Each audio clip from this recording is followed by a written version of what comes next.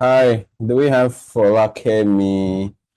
Niyi, just confirm, are you signing up with Folakemi's account? And again, confirm if you can hear me. I just want to be sure. It's 11 a.m., so we can get started. I have my account here. My wife just chose to join me too. Oh, okay, perfect. I didn't see you in the room earlier. Good to have you. Can you turn on your video? Let's see your beautiful, handsome face. It's good to have you.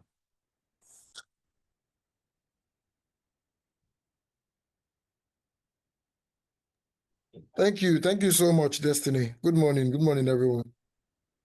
All right, good morning. So while we wait for a few people to join the meeting, it will be good for us to just, keep the conversation going. This is a very, someone is asking what kind of bottled water is that? So this is my, improving, staying hydrated. It's a very large one, very, very large.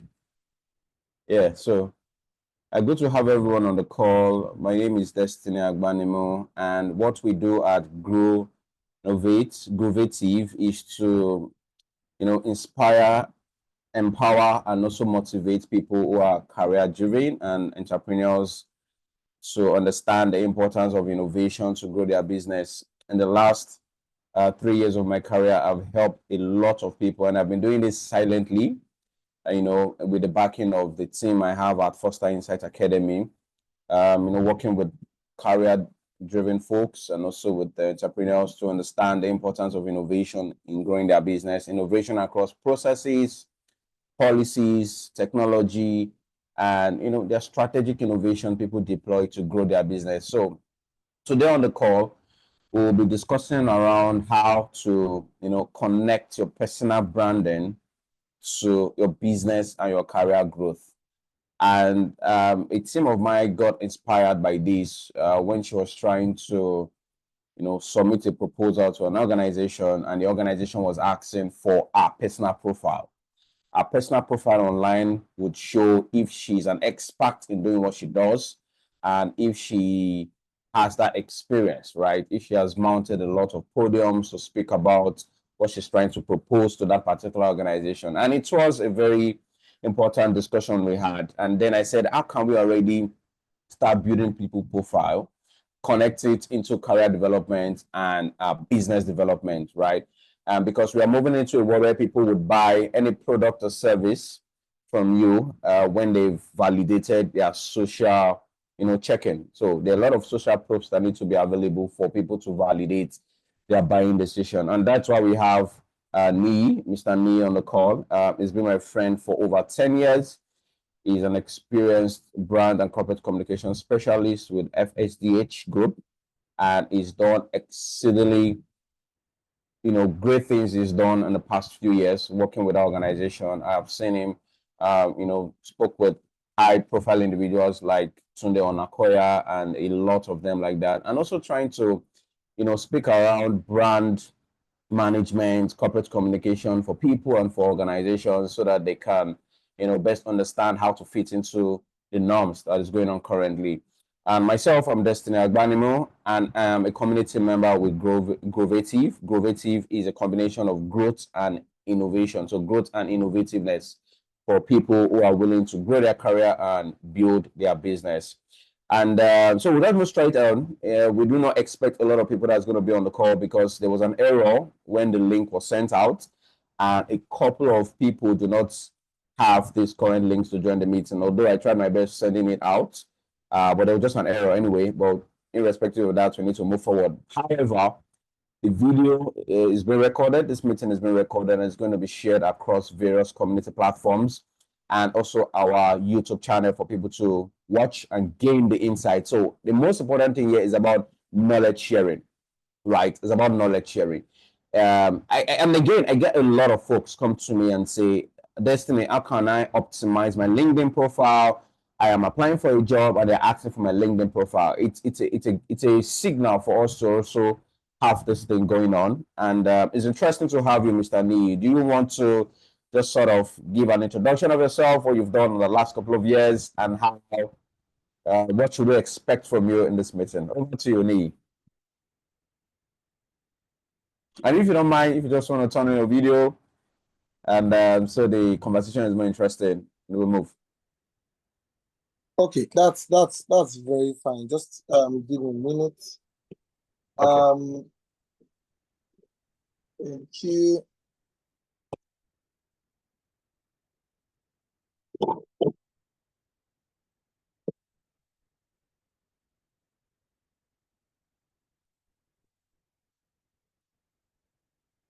All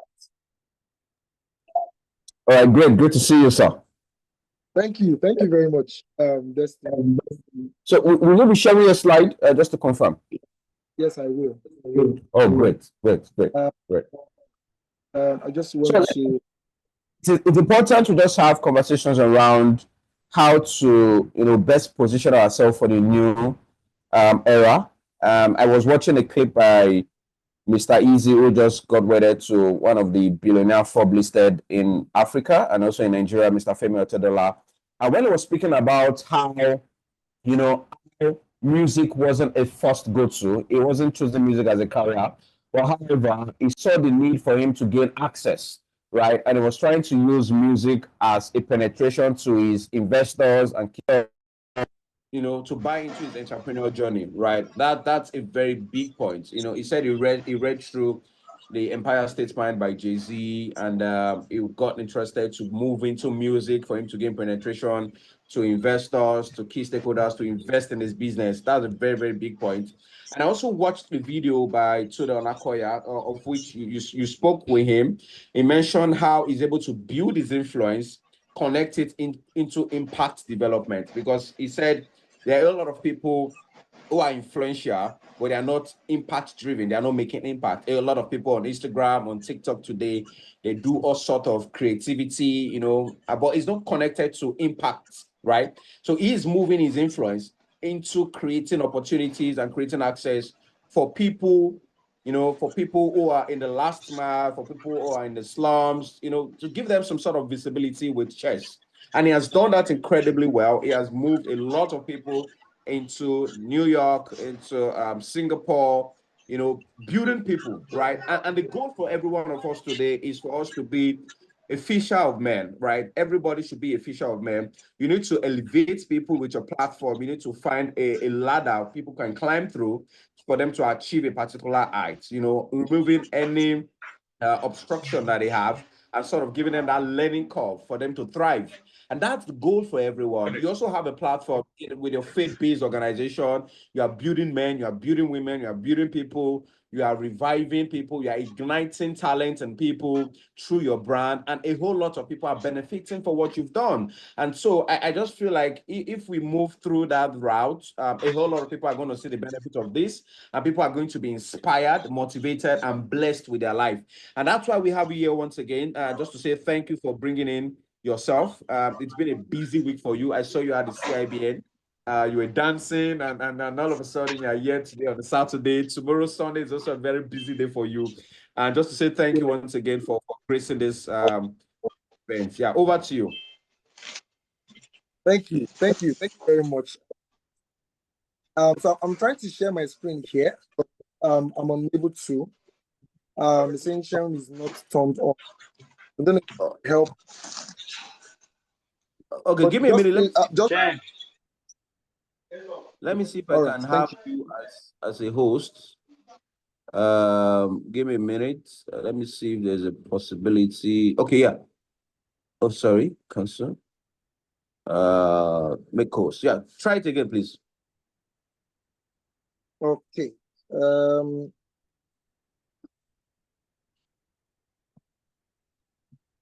It's saying the host is not allowing sharing for this meeting. Sorry. Do I call and join? Try it again now. Try it again now. Okay. I've gotten a notification to say I'm now host. Yeah, please. So let me just try.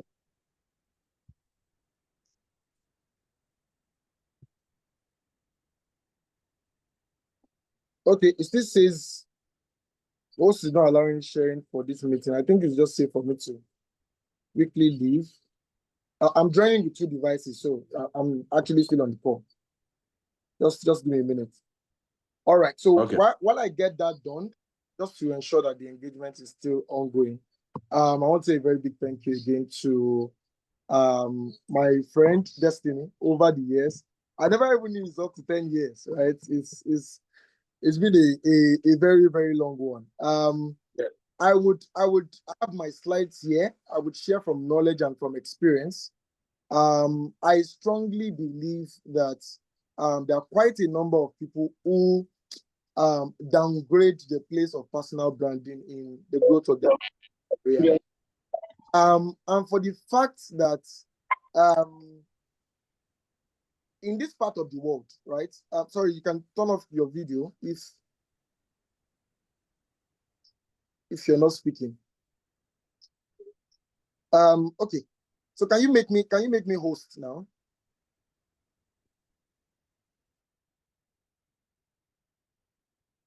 Enjoy music. Enjoy live.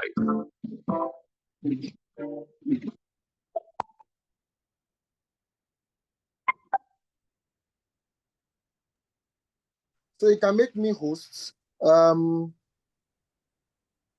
I'm able to share.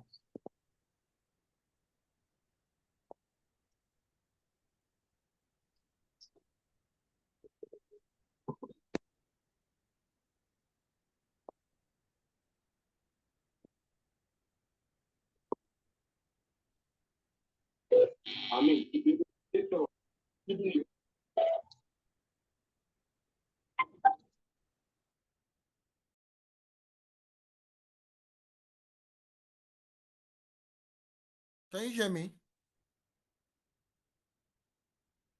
You're muted.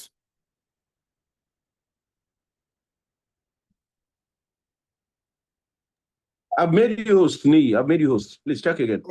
Okay. Let me try again. Okay. I just want to ensure I can share my screen so I can start letting my thoughts out.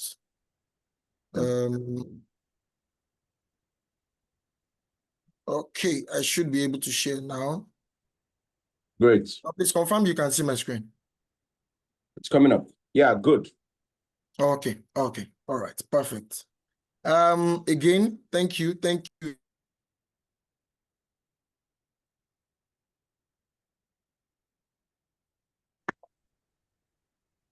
All right, thank you very much. I'll just cut to the chase, so as not to waste our time. Yes, just as Destiny said, I strongly believe that there are quite a number of people in our side, in our part of the world, that don't understand the place of personal brand, the place of visibility when it comes to building a successful career or business, right? And if you are just as I love the analogy Destiny gave regarding how Mr. Easy was able to do this and that, right? And quite a number of other things he spoke about. It just connects to the importance of visibility, right? Because opportunities always they always go in the direction of who is visible, right? You can just do a mental math in your mind now, right? You want to hold a conference for fitness, for health, right? You want people to be fit, you want people to be healthy. Who is going to come to your mind? There's every likelihood that Kafi, the dancer, is going to come to your mind. Aproko, the doctor, is going to come to your mind. Why? These people are visible. These people they've ensured that they control their personal branding. They've been able to put themselves out there, right? Such that they are top of mind in any decision you want to make, right? Am I saying that there are no people who are better than Kathy? Yes, they are. Am I saying that there are no people better than Aproko Doctor? They are. But who are the people we know? It's both of them, right? So opportunities would always go in the direction of who has his personal branding right and who is visible, right? And I'm going to put a balance to it in the course of this learning. Because of time, I would quickly run through it.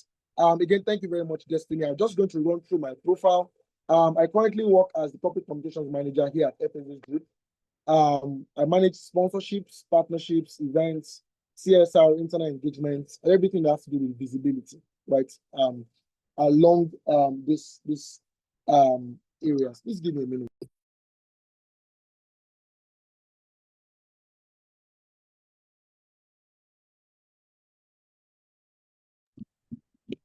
So proud to my role, I was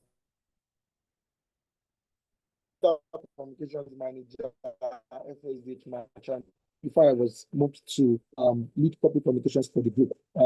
Then I worked with on digital profiles of quite a number of executive directors, the MD, our digital pages across social media platforms, which grew to over 50% within 2 years. That's a small number, but it's a big deal if you know where we are coming from, right?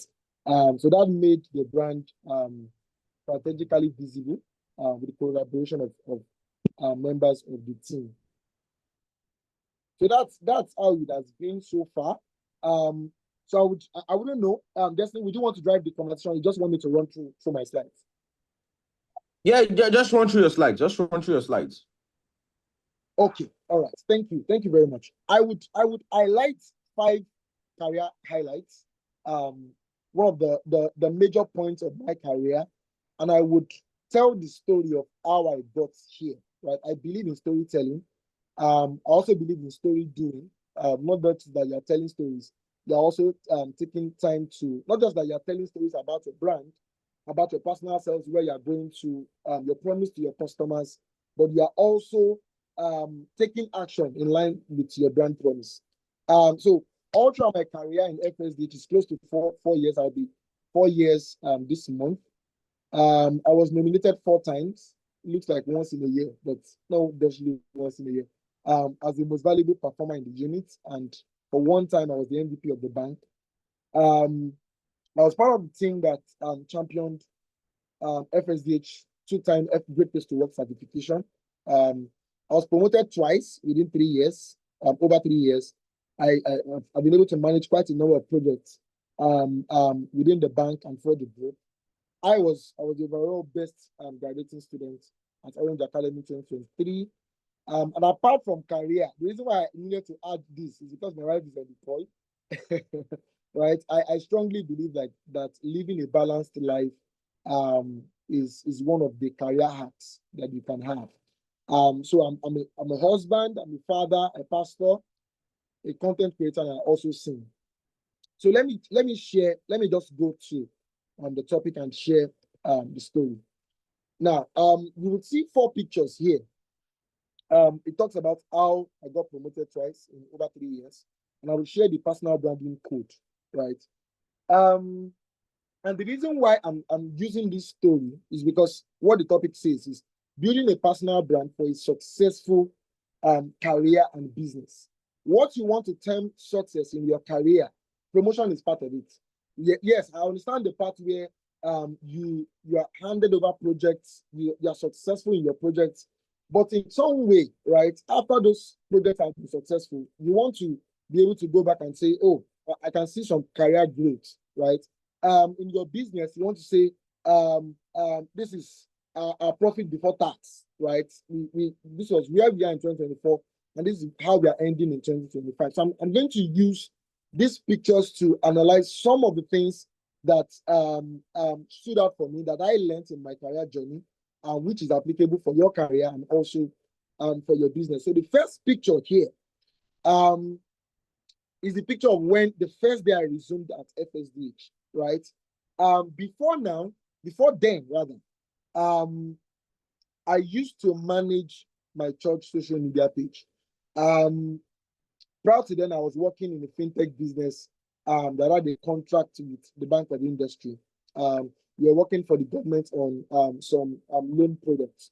So I was part of the customer service team.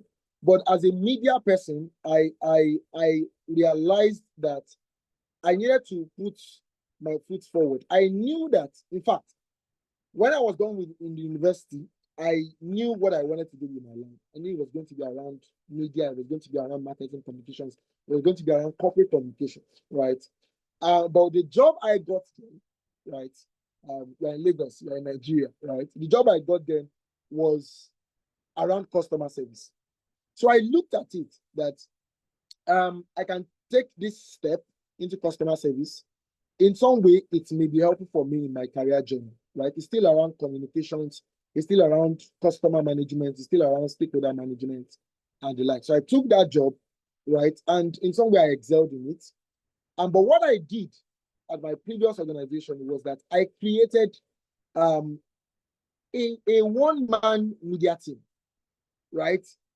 So I started releasing publications internally. I started designing newsletters. When we had events, I was in charge of events. I can see my friend just joined, Victor Ikim. I created that one-man unit and just started putting out things out there. When we had events, I was in charge of publications, taking pictures, just doing something on my own, right? Now, back in my local assembly, my church, where I serve, I was also managing social media. Then COVID came. The church didn't necessarily have a media framework, a framework to connect with people when you are not seeing them physically. And I bet you there are so many businesses, so many churches, so many organizations that closed up because they did not have a media framework to connect with people in the media space, right? So all throughout COVID, I was able to man that. In fact, it got global recognition. Friends of my leader in church in the UK, in the US, chatted him up to say, the person managing your social media is doing a great work, right? So during COVID, we were able to manage our YouTube page in collaboration with the YouTube manager. The social media page, we are communicating on a consistent basis. Church is resuming, COVID has gone down, but they're starting with one service. We need just this number of people. There was that connection, right? I'm still on this one picture. Now, after COVID was over, because the contract we had where I used to work had to do with the government, and the government was wrapping up on the project, right? Some of us who were newly employed had to be laid off. And I will tell you about visibility. So some of us were laid off because we were not part of the staff that started the business. That is some 7 years ago. So some of us were laid off. I was at home.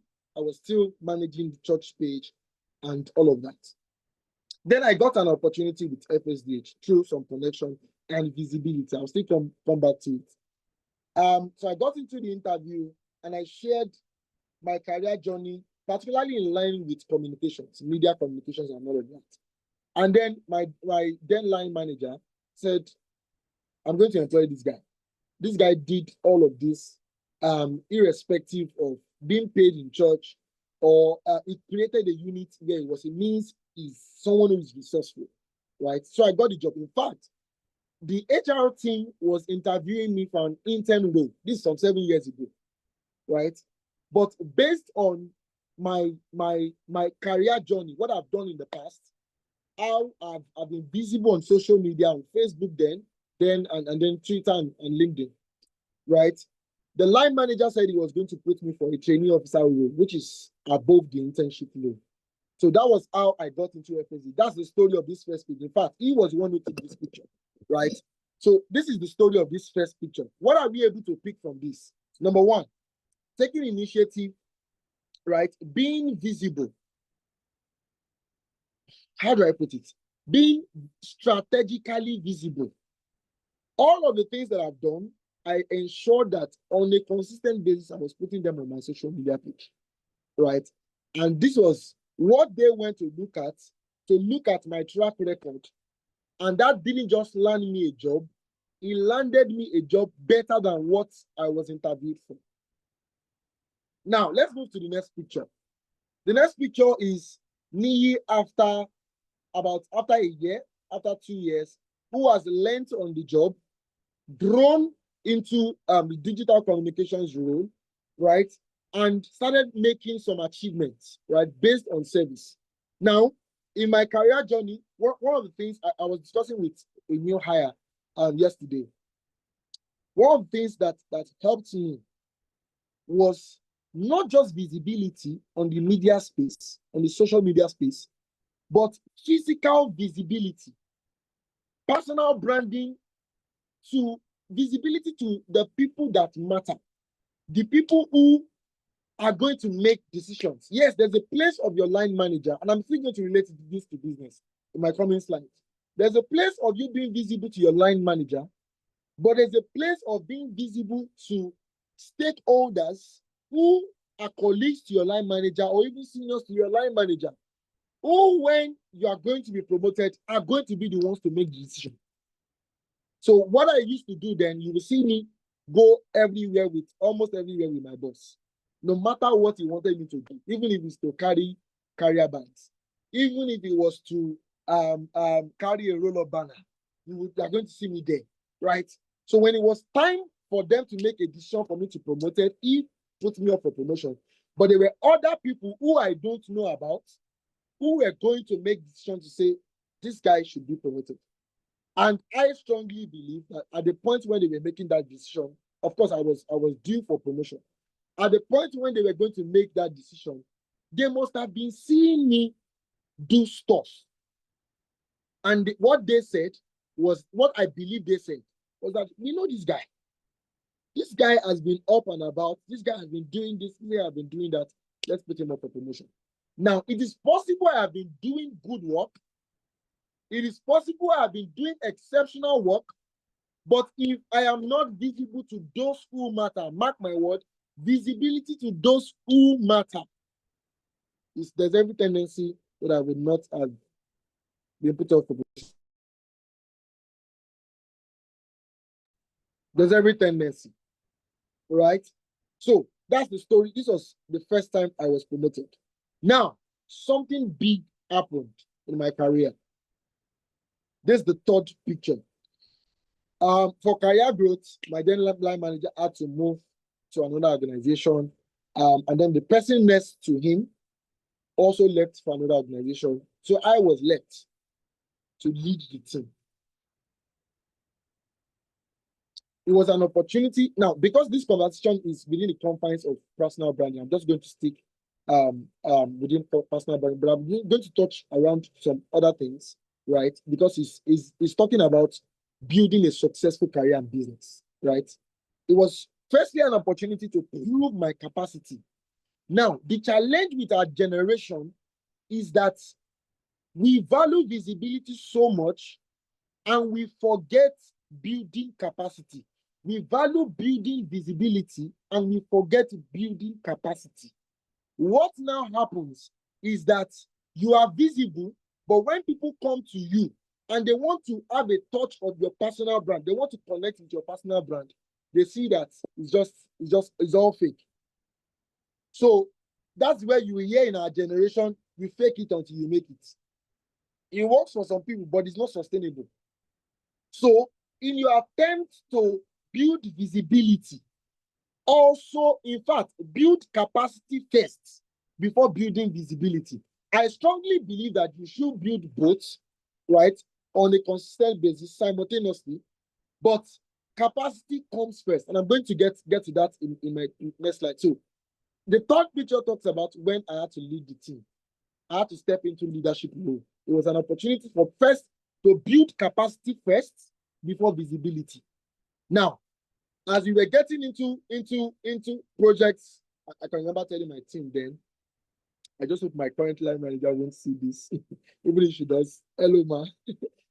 I can remember telling my team then that even if what I said then, it was kind of delusional. I don't know why I said that. That even if we don't get to have a line manager to the end of the year, I strongly believe that this team will be able to deliver on every project that we said we were going to deliver. And we delivered quite a number of projects. We had capacity building, we had sessions where we were speaking to ourselves. I was presenting to some management teams, some teams, just discussing. We're working on projects, we're working on quite a number of things. So it was an opportunity to build capacity. Right. Now, that's the story. As I was building capacity here, it was turning, we're delivering on projects. It was leading to visibility. People started knowing me more. Of course, people knew me in the first two pictures, right? And people started knowing me more. Then the final picture is one of the latest projects, not the latest major event that I managed. The economic outlook of FSH, FSH group, which I supervised under the leadership of my boss, right? So this was just some months after my second promotion, right? And I owe that number one to capacity, like I said, and then to visibility. So what then is personal branding? Please mark my word. Your personal brand is what people perceive about you. Jeff Bezos said, your personal brand is not what you say. It is what people say about you when you are not in the room. You are going to be in places where people will make buying decisions. So I want to ask you now, if you want to buy an airport, you can just put on the comment section what brand is going to come to your mind. Just put it on the comment section. I would like to hear that. If you like to buy, my wife here is saying Oraimo. If you want to buy okay, someone said Apple. If you want to buy an airport, what brand is going to come to your mind? Okay, I can see Apple, yes, Oraimo. Thank you very much. Now, out of the numerous brands we have in our world, in Nigeria, only 2 brands stood out here. Now, and I'm going to say this personal branding code still works. Capacity and visibility. Capacity in this example talks about the quality of the service, the quality of service that has been rendered, and the visibility of the brand. Now, you may necessarily not see, I can see my friend Amoli here. Hi, Ella. So you may necessarily not see. No. You may necessarily not see. Àní kíní ló kù báyìí, gbogbo owó ta need láti fi parí ẹ̀ is 3.7 million. And they have only sent. We can hear you. We 2.5 can hear you. million. We can hear you, Mr. Samuel. Just mute. We can hear you, Mr. Samuel. Mute your mic, please. All right. Mr. Niyi, you can go on, please. All right. Thank you very much. So you would see these brands. Now, I will use the Oraimo brand as an example based on the comments we have on the comment section. What you see about the Oraimo brand is, firstly, visibility. You see Two Face on their brand. You see them almost in every strategic place. Apart from Apple, right, and maybe Samsung, Oraimo seems to be the name that comes to the minds of people. They are top of mind, right? Now, when we talk about Apple, you may not see Apple everywhere, right? But what Apple has done is to be visible strategically, in a strategic way. You won't necessarily see an Apple brand maybe when you're in Third Milan Bridge, or you see an Apple brand on a billboard, right? What they've been able to do is to build their brand over the years based on the quality that they deliver, based on the niche that they've been able to create, right? So you see that you are able to use an Apple phone with an Apple AirPod, right? So if you get an Apple phone, you want to use an Apple AirPod. They've been able to create a perception about who should use an Apple brand, right? They've been able to create a cult. And I'm delving into business now, from the career space to business. They've been able to let you know there's an esteem that you would have about yourself when you use an Apple brand. And that is why you will see, particularly in Nigeria, you would see someone who is living in a house where the rent is 350,000 per month or 450,000 per month, and using an iPhone of 800,000. What they've created is an idea in your mind. They've created a perception about themselves that if you want to be this kind of person, if you want to connect with this kind of people, if you want to relate with this kind of people, you have to use our products. So, like I said about Jeff Bezos, he said, your personal brand is not what people say about you. It's not what you say about yourself. It's what people say when you are not in the room. So, in the room where people are being promoted, you are not going to be there. You most likely not going to be there. It's most likely going to be a line manager. What are the stakeholders saying about you? What are the decision makers saying about you? When people want to buy a product, are you top of mind? And if you are top of mind, what positioning do you have in the mind of people as a person first?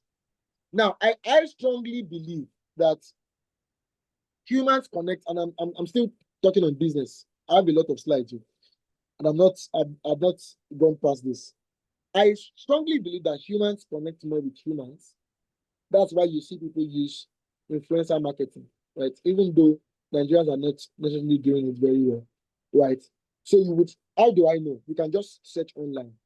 You would see that Mark Zuckerberg has more followers on Instagram than Instagram has, right?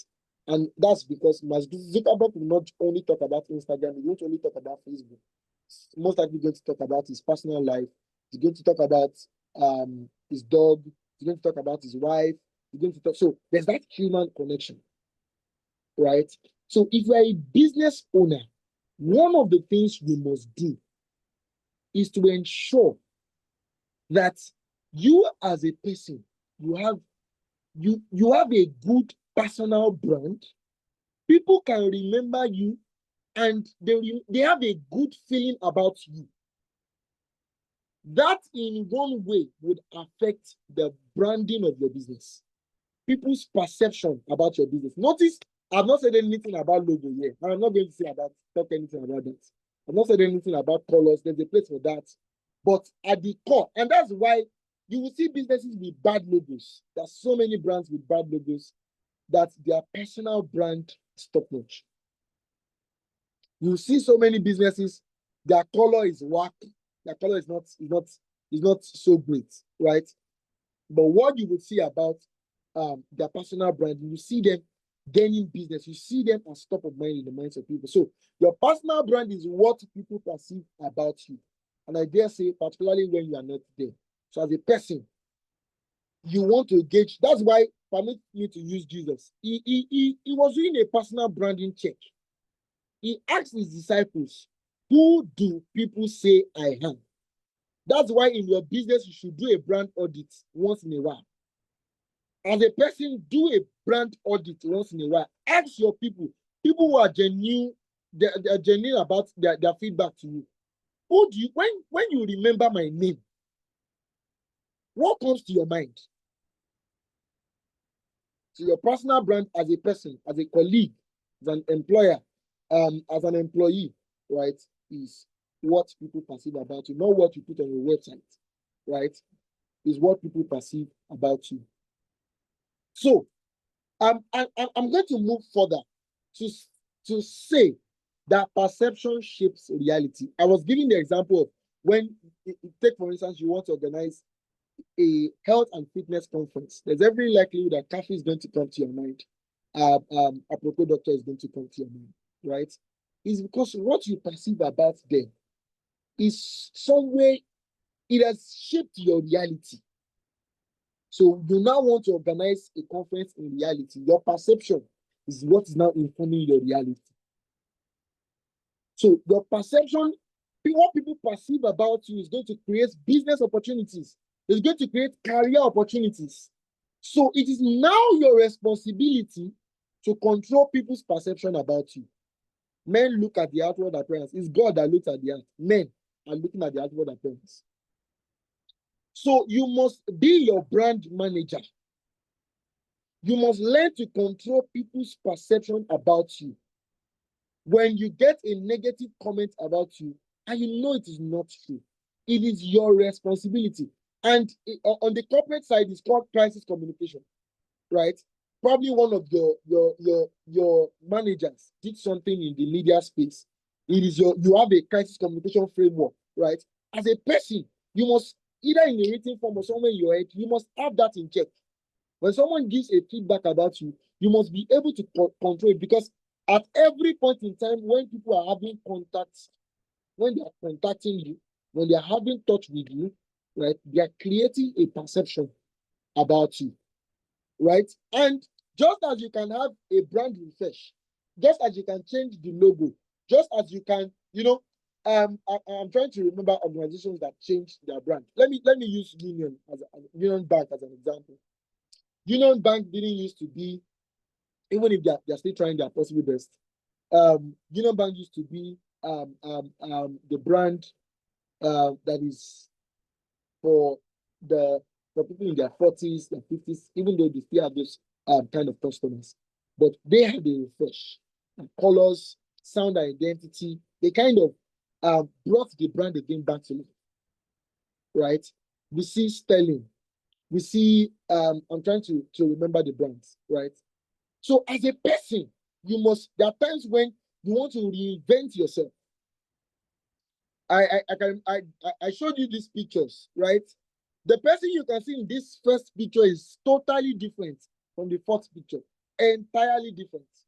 Entirely different. The person you see in the first image has done several brand refresh, several mental reorientation, right? So as a person, you must learn to control people's perception about you, because perception shapes reality, right?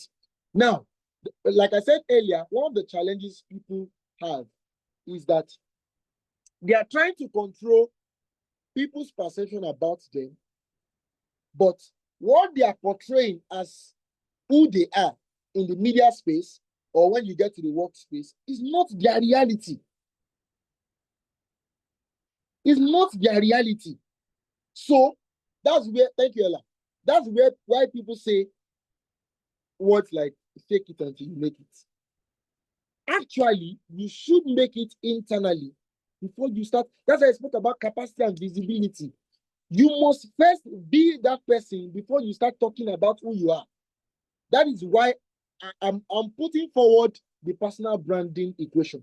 It is firstly what you do, what you show. That's what makes your personal brand. And I also want to add who you are, what you do, and then what you show. I know what you would expect in this learning session is what you show. Put it out there, blah, blah, blah, and all of that. That's fine. That's very, very important. But don't be on the side of the equation, on the extreme side where all you are doing is show this, but it's not your reality. Right? So the personal brand is who you are, what you do. Who you are will influence what you do.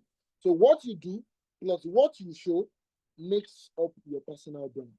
Please don't just do, show. Don't just show, do. All of these things would come together to make up your personal brand. Time is fast spent. So a brand is what a brand does.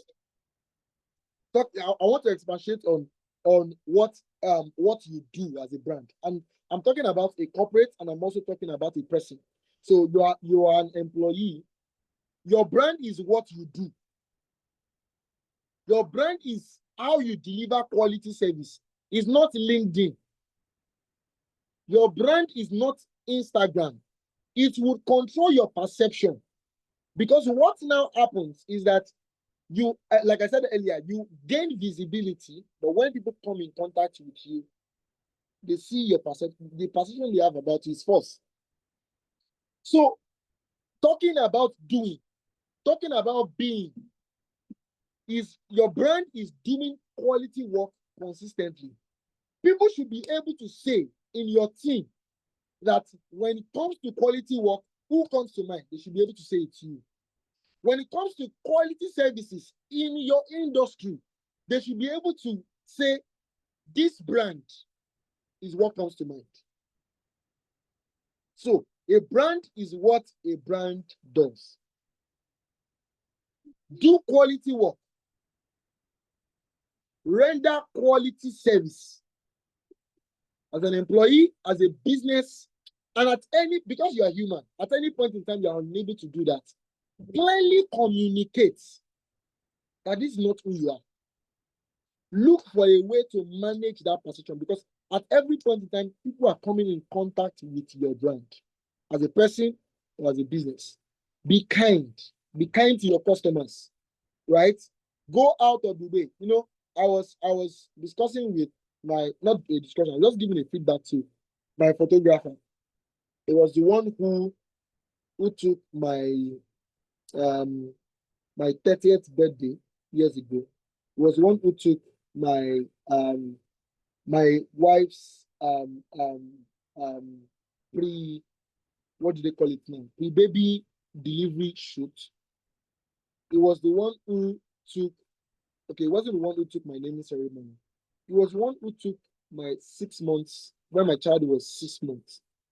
So when it was time for 1 year for my son, I told him, that guy, you are not being smart. You are not doing smart work.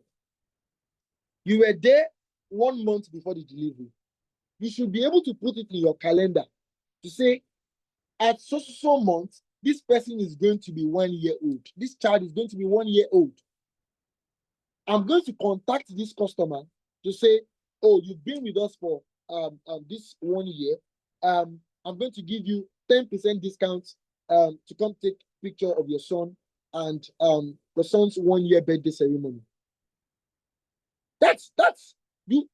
Just with that gesture, I'm not going anywhere again. Particularly when you're delivering quality service, I'm not going anywhere again. You are doing smart work. You are building relationships, right? So as an employee, relationships below you, relationships, peer relationships, and those above you. Like I said earlier, you are building relationships with stakeholders, your line manager. You are building relationships with those who make decisions, particularly if you are in an organization that has an open door policy. You are building your brand. You are building visibility, right? You are doing quality work. That's number one. Rendering quality service, being kind to people, and doing smart work, and then building quality relationships, strategic relationships. So a brand is firstly what a brand does. Like I said earlier, a brand is what a brand now shows. So you've done the quality work. It is important that you showcase your work. Please don't be those people who just do work and they don't show it. Be unapologetic about visibility. I just, as Destiny said, I just got back from Abuja for the Chartered Institute of Bankers Conference, the 18th annual conference. And my colleague was one of my designers, started me to say, Lee, I'm so sure your LinkedIn is going to be buzzing this week. I said, you can trust. I am unapologetic about visibility. I try my possible best not to overdo it, right? Because there's a place of that too. But I am unapologetic about it. I know what it has done for my career. I know what it has done for people's career. There's every tendency that Destiny will not invite me for this speaking engagement if he was not following me on LinkedIn, if he was not seeing my WhatsApp, if I was not putting some things out there, right?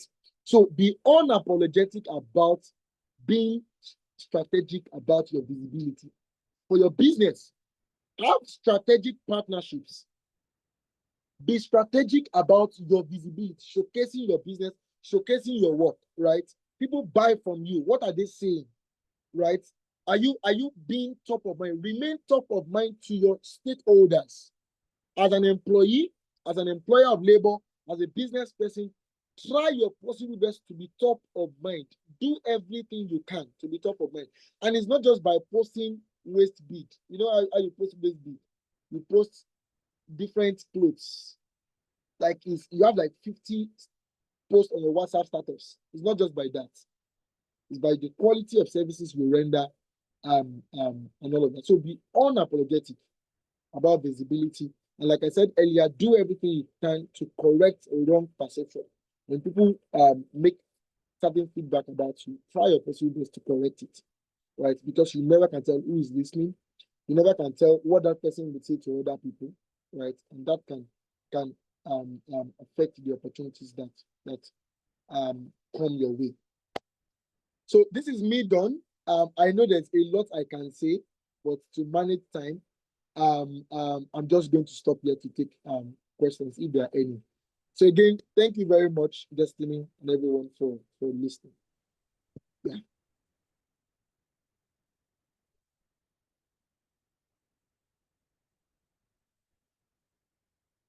All right, thank you so much for that beautiful presentation. Please confirm if you can hear me. Am I audible? Niyi, Yes, please confirm. well. All right, thank you so much for that beautiful presentation. It just gives me a whole lot of insight on how I can build my personal career as a person. Although I've been doing this for a couple of years, like let's say about 5 years or 6 years. There's nothing I don't post out there. And I must tell you for a fact that that has opened a lot of doors for me, for my business and for my career. I go into events and I'm getting people to walk up to me and say, oh, I've seen you somewhere. I know you from LinkedIn. I'm knowing you for this. I know you for this and that, you know. And it's quite very interesting that there's a lot of opportunities around people who try to showcase what they are doing. And one of the biggest fans, one of the biggest people I usually look up to is Kola Oyini. You know him very well. Subomi, who is a partner with Kola. They are both founders of Voltron Capital. These are people I look up to very, very interestingly. And she said something. I'm going to ask you a question with what she said. She mentioned that it is impossible, it is near impossible for people who are introverts to build their personal brand. And she says, there's no way introverts are going to hit the market when they keep hiding what they are building or what they are doing. So, Niyi, this is a question for you. What would you say, or how would you advise the introvert set of people? Because trust me, my wife is an introvert and she does her things with a no face promotion. You know, she sells some product and she tries not to really push her face out there. Until recently, she's trying to, you know, build her own visibility. How would you advise people who are introverted, people who want to just keep it low, people who want to be, you know, be in the dark, they don't want to be seen, they like being behind the scene, they are always, you know, very shy, they don't know how to face the public and stuff like that? What would be your advice for them? Okay, yes, I was muted. Thank you very much, Destiny. Very intelligent person. So I'll go back to my definition of personal branding, right? It's firstly what you do and then what you show, right? So oftentimes when people talk about personal branding, they're only talking about visibility in the social media space, and there's a place for that, right? So now, if we go by that definition of what you do and what you show, being an introvert is not going to stop you from delivering quality work, right? So particularly to people within your space, right? If you are able to deliver quality work on a consistent basis, right, you have built a personal brand in the minds of people around you. And I'm going to start with that, right? Because the challenge people who are introverted, when they talk about personal branding and all of that, just as you said, the challenge they make is they talk about visibility in the angle of being on social media and all of that. There's a place for that. But let's start from what the core of personal branding is. It is who you are and what you do. It firstly does not have anything to do with visibility in the media space. There's a place for that. So I want to say, for an introvert, you have control. As an introvert, you have control over delivering quality work at your workspace and in your business, right? So if you can get that done on a consistent basis, you are gradually building. I have a colleague who she's an introvert. She's not an extrovert like I am, right? But within my team, she has a personal brand of quality work. So when it comes to personal brand, it is not, like I said, it's not visibility first. It's not social media visibility first. It is having a track record quality work in your business, having a track record of quality customer service, delivering quality work, right? Now, for your business, I understand, depending on the level of growth of the business, right? visibility for that business can be outsourced, right? You can always get an expert who can help with that. Funny thing to note is that I know definitely you must have seen this. I'm getting to see people on social media who are introverts and they are connecting to fellow introverts. So what they are doing is they are creating content for introverts. I'm going to give you an example. An example is Salem King. You may think Salem King is an extrovert, but I dare say, I said it several times, he's a core introvert. He doesn't want to be with anybody. When he started creating content for people who don't know how to be visible out there, people who are introverted, people who just want to be in their own space, right? Yeah. So, I also get the angle where some of us who are extroverts, we overshare. And introverts, they see when they want to make any post, they see it as oversharing, right? But you can connect with people like Salem King who can literally just take you through that journey. But my response to that question would be, when it comes to personal branding, it is firstly about who you are, what you do on a consistent basis at your workplace, in your business, delivering quality service. If you're a business person, you can definitely adjust that. But doing quality work would help you build your personal brand. All right. The long run. Yeah. Yeah, thank you so much for that response. So another question I would ask is the issue of false acquisition and false, when it comes to scenario where there are allegations and people are not getting the full scope of what has happened. You would see the case of this recent real estate guy, Mr. Shubomi. I don't know his full name, but then it made the news, and everybody were also looking out to say, why this guy, he's a young man, his name was broadcasted on the EFCC page back and forth.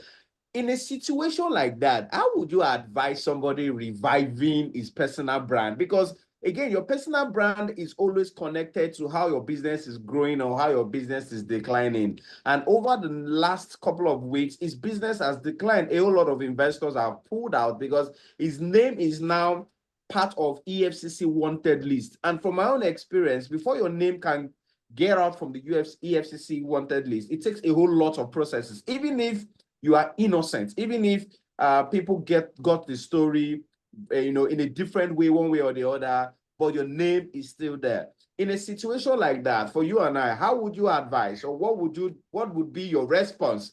Take for instance, you get into a business transaction and your name, Niyi, was posted on the EFCC platform as wanted. How would you repent that kind of a situation to make it look like it's not killing your career or it's not killing your business?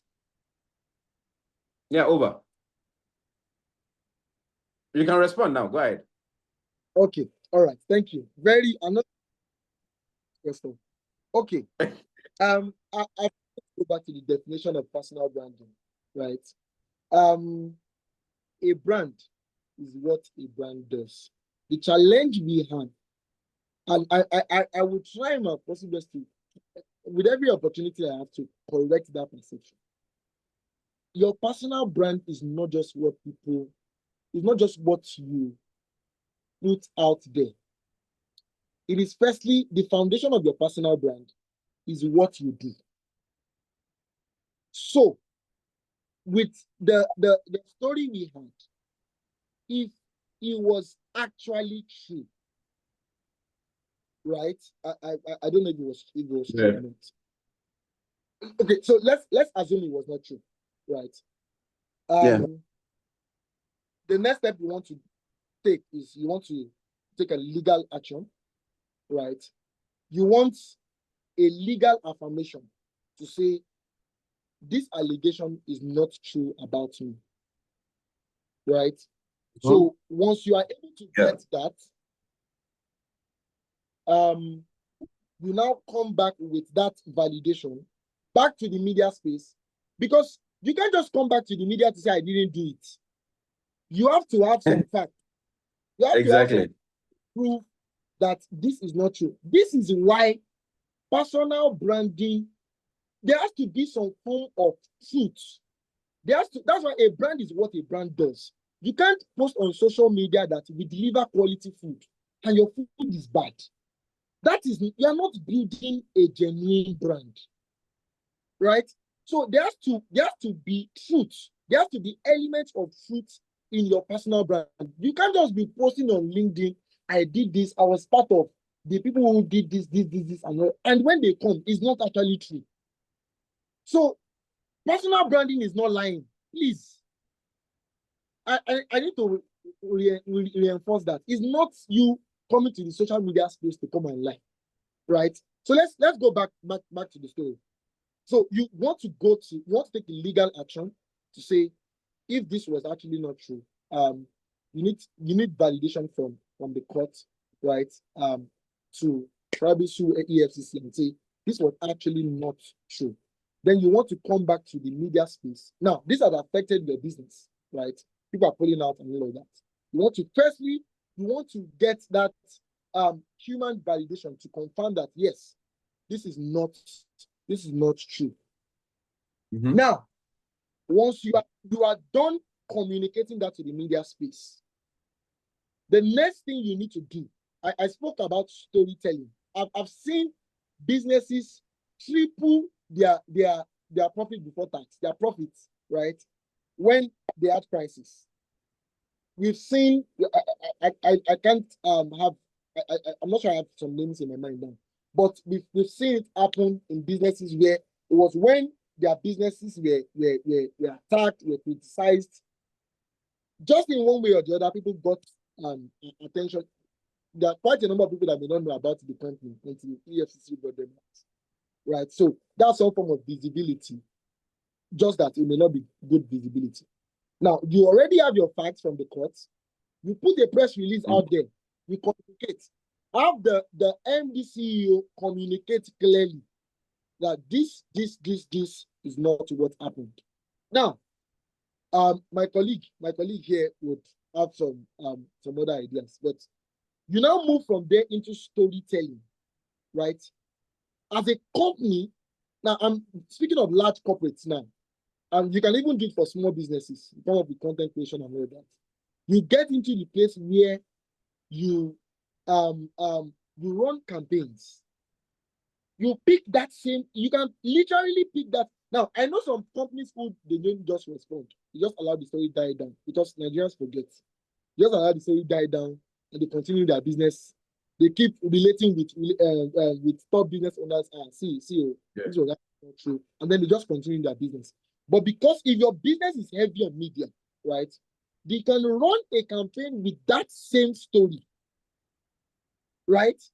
That same story, you create, you can use that same story to talk about how solid, how you value integrity, how you value trust, how as a brand you don't take things that has to do with falsifying figures. You don't take that with levity. And you now make that a brand promise to your customers to say that when your money is with us, you can trust us, right? When you have contact with us as a brand, right, you can trust that this will not happen, this will not happen, right? So with that, you can totally have that form of brand affinity. People will now look at, oh, really?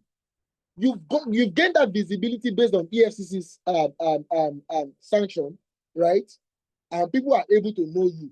Suji Moto, blah, blah, blah, and all of that, right? But if you are not able to win the case, now this is with the assumption that it was not true. You are able to run storytelling campaigns to say and create a brand promise to your customers that yes, we spoke with EFCC, we have the validation from EFCC. This is also to now reinforce that as a brand, you can trust us. This to reinforce that as a brand, you can trust that this, when you have your assets with us, you can trust us. Now, in the case that is not true, it is a business decision, not just a brand decision. I know business decisions also in some way connect with brand decisions. Oftentimes, people step down, right? They bring in another person, right? To clearly communicate to people that we value integrity in our business. And this person, most times they bring someone who is credible, who has some form of brand affinity with the public, right? So that can cushion the effect, right? Such person can now come forward in the media space to draw brand love. So this is with both scenarios, if it was true or not true. So that's what I would say to that question. Thank you. All right, thank you so much, Mr. Niyi. So another question, just the last question before I open the floor to the participants to ask their questions. The last one from my own side would be, I know you've spoken about how to control people's perception on your brand and how to redirect the story from a negative perception into a very positive perception to grow your brand or your career or your business. So what are the strategies do you have, or what are the strategies have you been able to deploy to sort of increase confidence in your brand, increase confidence in your career? Because in a room where people are discussing, opportunities for your promotion, there are some basic traits, there are some basic criteria they've seen, which is very generic, irrespective of the sector, irrespective of the field that you play in. There are some basic key points that they've noted to say, oh, I think this guy is good for promotion. You could mention things like diligence, punctuality, honesty, and stuff like that. For your own career, how would you mention, what are the key traits you see that you've done or you've exhibited that made people inside the room to actually put you up for promotion? That's $1 million question. It's a cheat question. Okay. I would answer the question from the angle of someone who is not starting from ground up, someone who is starting from minus 0 or -5, because that seems to be my story in some way. Someone who you may not have been delivering quality work over time, right? And then in some way you now have a brand refresh, right? So let's assume that currently you're growing in your career, because in your career you're going to make mistakes, terrible mistakes that times would affect your line manager, will affect your team, will affect your brand, and it's part of the story. It's totally fine. It's going to make sense in 9 times. Right? So the first way, like I've always said, the first way to correct people's perception about your brand is to start doing good work. I know it looks generic, right? Start doing good work. People forget, right? Yes, I know people don't forget, but people also forget, particularly when the emotions they have about you is based on the quality of work you've been delivering over a period of time, right? People can say, yes, there was a time you were this, but we can now agree that this is who you are now. So, firstly, I would say, deliver quality work on a consistent basis, right? Another hack, just since Destiny said is a cheat, right? Yeah. The process of the delivery of your work, right? It's important that you collaborate with your team members, even if it's something you can do on your own, right? Always have your team members in the loop. Your team members, your line manager, if it's a cross-functional team kind of project, have major stakeholders, have them in the loop. Not just when the result is delivered. Take them through, let them have an idea of what the process is like. So take, for instance, you are, I'm gonna have my colleagues on this call. Well, I can share with them many times, so it's fine. So take, for instance, you are planning an event. and then you are trying to liaise with a vendor, right? We've seen two very slow races. Lyndon Hall got it moving in that previous heat, kind of something like that. Both 1 and 2 in the 60 last lap, but with Tanaka did not go. All right, thank you. So you're planning an event, and you're trying to discuss with vendors to get quotations and all of that. And then a particular vendor is proving difficult, right? It's your business to get it done. It's nobody's business. It's not the business of the creative designer. It's not the business of the content strategists. It's not their business, right? But when you communicate how you were able to convince the vendor, you're not done with the project. You're not done anything on the project. In passing, you communicate with your colleagues. Do you know that last night, by around 8 p.m., nobody's expected to work around 8 p.m., right? So you communicating that you're working around 8 p.m. means that this guy is doing the extra mile. You communicate around it. I spoke with this guy around 8 p.m. This guy was proving difficult, that he's not ready for this day. I was able to convince him, and we broke. I was able to negotiate the cost by 50%. It's going to save the organization about ₦1 million. It's not the business of the employee. It's not even the business of your line manager, of the person you are discussing with. All the person wants to know is the line manager wants to know that there's an event, this is the budget, this is what was approved, right? But in the process of delivering each project, you are carrying the stakeholders, you are carrying people along. What you are gradually doing is that you are building a brand in the minds of people, that this person pays attention to details, this person is ready to go the extra mile, this person, do you understand what I'm saying, right? Even to the decision makers. And now, depending on the kind of organization you work in, where you may not necessarily see the MD, you may not necessarily, the organizations where you hardly see the MD, right? But if you are in an organization where you have such kind of access, right, you're able to, in some way, communicate, either verbally or non-verbally, communicate that agility, communicate that competence, communicate that, yes, there's my line manager, but there's also me, right? That's one of the things I would say. Finally, maybe not finally, but what comes to mind now is in your career, you must not be selfish with projects. You must not be the one who does it all, knows it all. You grow influence when you are the go-to person. It has its bad side, right? Where someone can just call you by 10 p.m. You are the only one that can do it. Please help me, blah, blah, blah, and all of that, right? But in some way, you are building your social currency. So be the one that can help people. You must have on your to-do list a time that you can ask people, what can I help you do today? As much as your table is full, you must have that time where you can lighten your boss's load, you can reduce the load on the to-do list of your colleagues. All right, so be that person who supports your colleagues, who help your colleagues, who is the go-to person. Niyi helped me with this. Thank you so much, Niyi.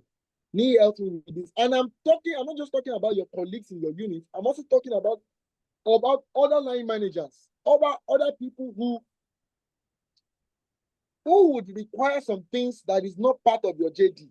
Don't be the person who says, this is not part of my job description. You're going to be shooting yourself in the leg. Don't be part of the people who, because see, when they make those decisions, they're not just checking your JD. They're checking, because why should you be promoted if you are not doing something above your current pay? What happens when people make decisions to promote you in the workplace? They look at if you have started doing something above your current level. It is when you start doing something above your current level that lets people know that, yes, this person is now ready to take on the promotion. And then when you get promoted, you are looking for what is next. So you must be that person who, yes, I've done my groundwork, I've done this. You must, if you read the book, The 360 Leader by John C. Maxwell, you would see when he was talking about the middle manager, right? You how to manage your boss, right? You must have been able to do your own work well before you say you want to take on the job of others. You want to lighten the load of your boss. So you must be that person who helps people, who is there for people, right? So that's quite a number, but I'll just stop there. Thank you. All right, thank you so much. Our time is fast spent. So I will just open the floor for those who have questions in the room. For those in the participants room, please, if you have questions, just kindly unmute your mic. For me, I just have one more question. So I think can you hear me?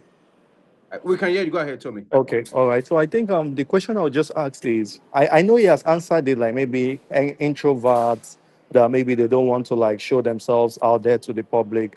But what of people that are in NDA businesses, which what I mean is people that you are working on things that you can't really share to the public, but as well you still want to build momentum, like maybe private projects with like private families, like HNIs that maybe they don't want to be shown, but you still have to build that publicity. I don't know, it may be a difficult question, but I don't know if you're able to understand me. How do you build a personal brand around that, for example? Okay, thank you for that question, Tony. Depending on the brand positioning you want to, I would want to assume, since you mentioned HNIs, you're unable to show their pictures. We can get into thought leadership. So there are going to be major changes, and I'm still going to get into the question on introversy. There are major shifts in your industry, right, that you want to break down. I'm just giving you an example of some of the things you can do. And you want to break down to the common man. You want to give your opinion on what is happening in your industry. You want to give your opinion on what is happening in government. You want to give an opinion of what is happening in your business landscape. So you can get into thought leadership. You can get, probably on LinkedIn, the federal government makes a decision, right? You want to share your thoughts about it, right? And then you can wrap up by saying, I am this and that, I do this, I do that, but without mentioning the project you've worked on. Or even if you don't want to mention the corporates you work with, right? You have in some way positioned yourself, if you are consistent with it, you have positioned yourself in the minds of people as the go-to person for information in this particular area. So you can get into thought leadership. Another thing you can do is, depending on your years of experience, you can be the leader to people who are coming into the industry, right? I know of a lady I follow on LinkedIn that we're quite on the same level, career-wise, but she's in the A&R space, right? So you would see her talk about my first 6 months in this industry. Read this if you're just getting into the industry, right? So you can be that leader that people can look up to if they want to get into your industry. So thought leadership is one of the areas you can engage in the social media space. And I also want to add this response to people who are introverts. You can reinvent yourself. You can build your muscles. You can build your visibility muscles. Oftentimes, it's a matter of your orientation about yourself. You can say, all I want to do this 1 month. The challenge is that when people want to start, they want to post 3 times in a month, in a week rather. You can say, I just want to post once in a month, right? You can connect, you can partner with an extrovert friend. Please, I'm trying to do this. I don't know how to do it. Just make sure you push me to take pictures, right? And all of that. I just wrote this. What do you think about it? The person can be the one to push you. Get a partner, right? So the more you do it once, you do it twice, it's going to be less difficult the third time you're going to do it. It's going to be less difficult because you're going to get into managerial roles that it will be important for you to be visible for the growth of the business. If you're an employee, you are going to be an MD one day. Depending on the business strategy, right? The strategy of your business, of your brand, right? But it's going to be your visibility as the MD CEO is going to be important, whether you're an introvert or an extrovert. So you can remain an introvert, right? Whilst you have your extroverted self, right? Whilst you have that part of you that for the sake of your business, for the sake of your career, you are growing your visibility on the social media space. So what I would say to you being in an industry where you can't show your customers, you can't show this, you can be that person that gives insights. If you're in the customer service space, you are in the sales space, you are in a space where you can talk about 5 ways to convince a customer, 5 ways to get this done. You are being a top leader in that particular way. And you can even create stories. It doesn't have to be a real story. You can create stories. I can remember one of the posts from my friend, Emanuela, where she spoke about customer service. She was in a particular this, was in a particular that. Whether that was true or not, I wouldn't know, but I believe it was true. But you can create stories, you can create fiction, right? And you can engage people. If you were in this scenario, what would you have done, right? That said, I believe I was able to answer Tony's question. Thank you. Yeah, and just to add again, thank you so much, Olani, for that beautiful response to his question. And just to add again that another thing you can do is to have a sense of data privacy. If you work with HNIs, know what you need to protect, the data you need to protect, so that you don't push out data that could be a source of weapon to people who want to take vulnerability of whoever owns that information. There are a lot of things you can share online to build your visibility, but you can still keep some things very, very private. For example, I do my thing without too much posting about my work, too much posting about my family and stuff like that. So do we have any other question from our listeners? Any other question? Do we have any other question? If someone is putting on the chat box, he has a question. Who was the role of fraud examiners and fraud detection? Okay, I have a question. Please, you can go ahead. You can unmute your mic and go ahead, please.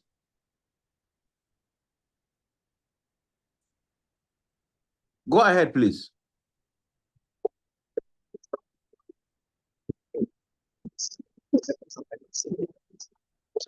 You can ask the question, sir.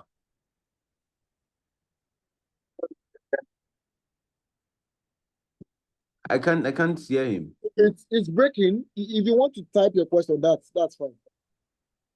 Okay, I said players like Zoho, who has been in the multinational space for 5 years, and they're in Nigeria. But one of the issues that they've raised is that they are still struggling with brands. So my question would be, with your experience and what you do for the whole of your life, but you have a secret sales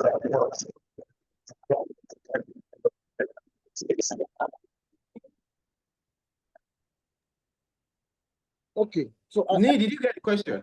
I struggled to hear him, but I would just rephrase the question just to confirm if that's the question you asked. So you said you gave an example of Zoho, who is an international business, but they're currently struggling to get into the Nigerian market. So what would I advise such organization to do? Is that the question?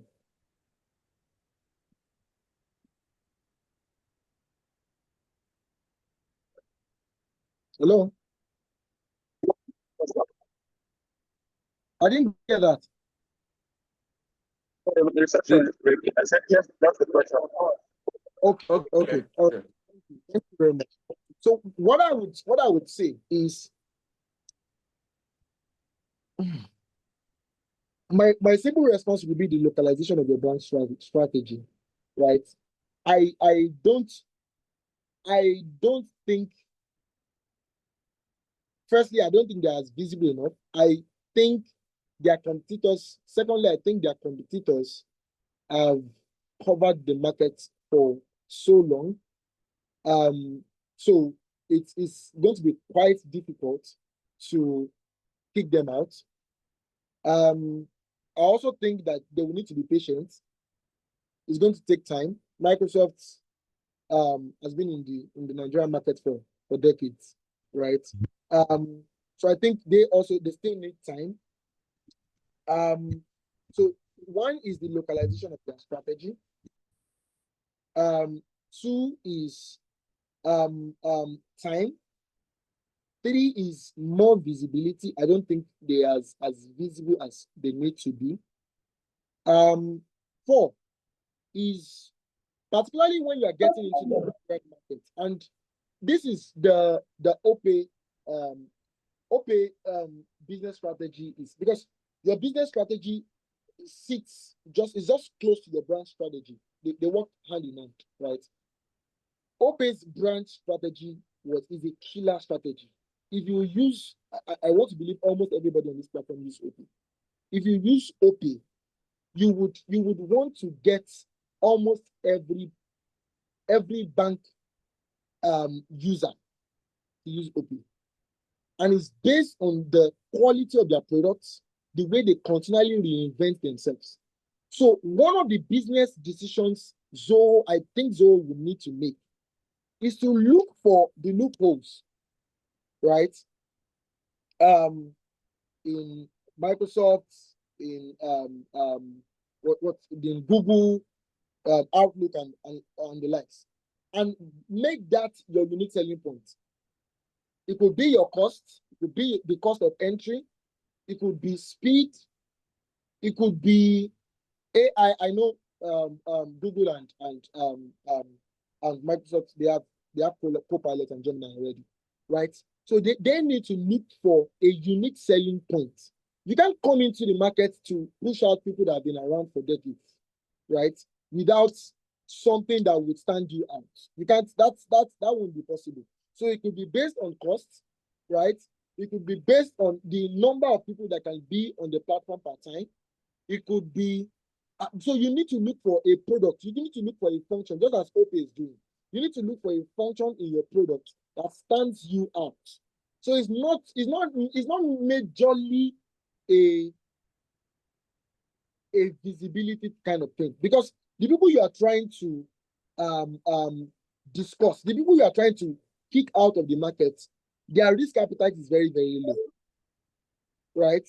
They are not people who want, before they can switch from Outlook to Zoho, except you want to now start targeting fintechs and all of that. And then you also need customer segmentation to understand that I don't want to go for the full guys. I don't want to go for the big boys in the industry. I want to grow with the people that are starting, right? So you go for events, seek partnerships with people who are growing, but have a unique selling point that stands you out from other products. I think that would really help. I hope I was able to answer your question. Thank you. Yeah, that was a beautiful response. Thank you so much, Olani. And because we have gone past our time, we have scheduled 1 hour for this meeting and for the webinar, and it's been a very interesting hour. And I just want to say thank you so much for getting to share your wisdom, your insights. Come again? Please, if you don't mind, I have a friend on the call. She has her hand raised. I don't know if Okay. Yeah, go ahead, please. You can speak now, please.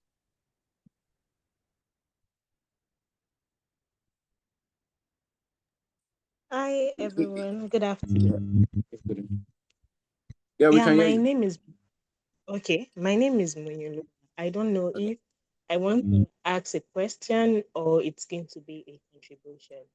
The training, the lecture was a very beautiful one, and it gave me insight on how to actually rebrand myself and put myself more out there. Because naturally, I'm not somebody that will necessarily want to be in everybody's faces. I work in sales, and you know how tedious being a salesperson can be.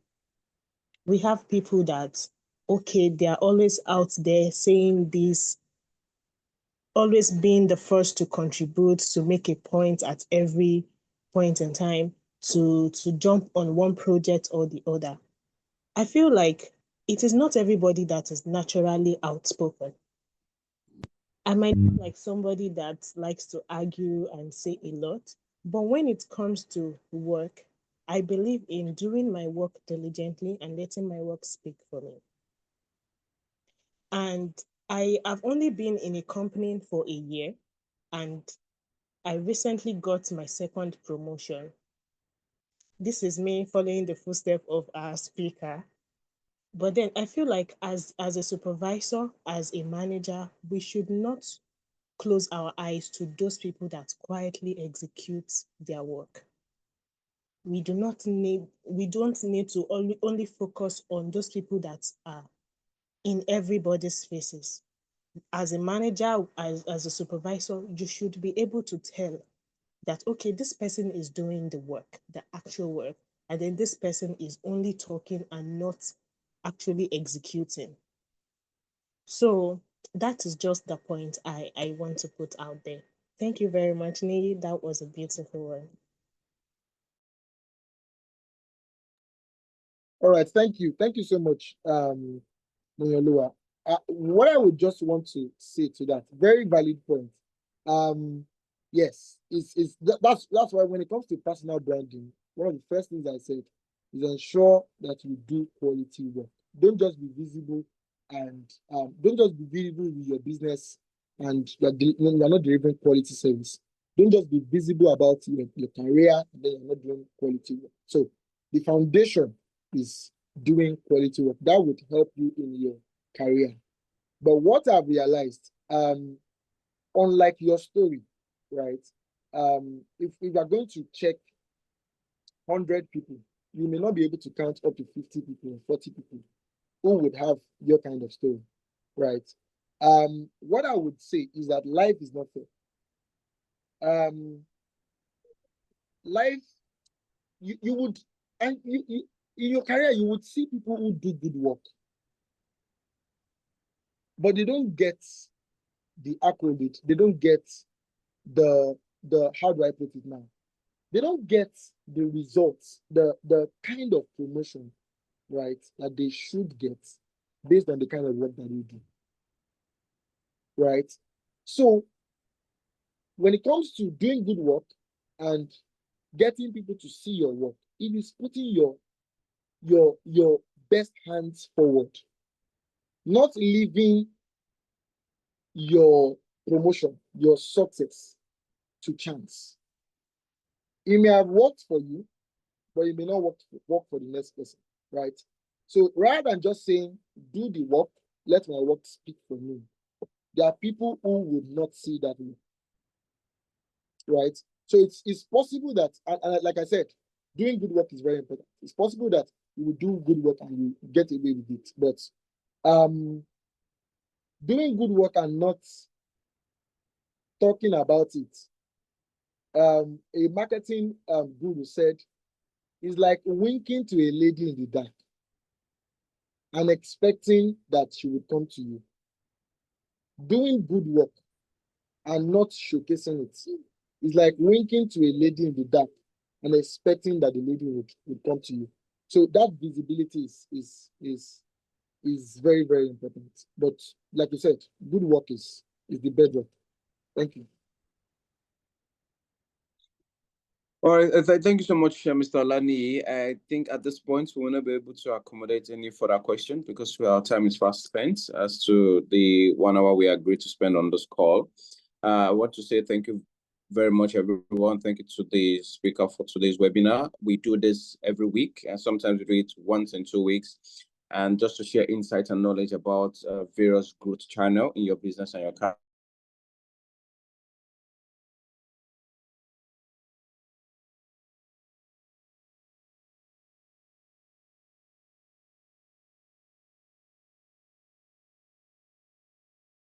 Career through branding, through innovation, to strategy.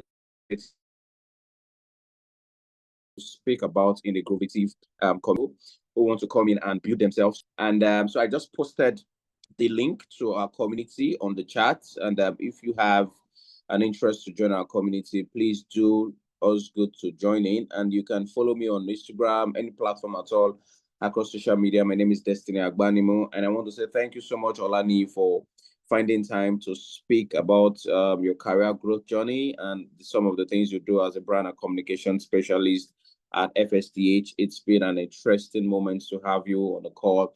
And just so, do you have any parting thoughts before we call it a day? Any parting thoughts? What's your advice? Okay, so personal just to brand to that summarize level. yes, thank you, Destiny, again. Thank you very much for having me. Thank you everyone for listening. I strongly believe that depending on your career level, I believe that if you're able to take action on the things learned today, over time, time is part of it. It's not just going to happen in 2-3 months, but you would experience some level of success in your career and in your business. What I'm going to say, parting thoughts, is that we have quite a number of seminars. We have quite a number of webinars. If you go on LinkedIn now, you go on Eventbrite, you see so many seminars, so many conferences. On Saturday, you can imagine how many conferences will be happening today. So knowledge is not really scarce. What is scarce is doers. You don't get to have people who actually take action on what they learn, right? So my parting words to everyone on the call now would be that for everything you've learned, you may need to jot them down, try and look into them again, let them sink in, and most importantly, take action. And I look forward to getting successful stories from this webinar. Thank you very much again. Thank you so much. Thank you so much, Malani. And the parting thought again, say take action. Take action in your business, take action in your career. Do not be shy, be unapologetic about promoting your brand. I will see you at the top. Thank you so much, everyone, once again for joining. Please do well to follow us across social media handles. The video of this webinar is going to be shared across all channels. Look out for it across our social media and you'll find it there. Thank you so much, Mr. Olani, and thanks to your family for making this happen. Cheers to your wife, Olakemi, who's on the call too. My regards to her. Do have a beautiful day. Cheers. Thank you very much. Bye, everyone.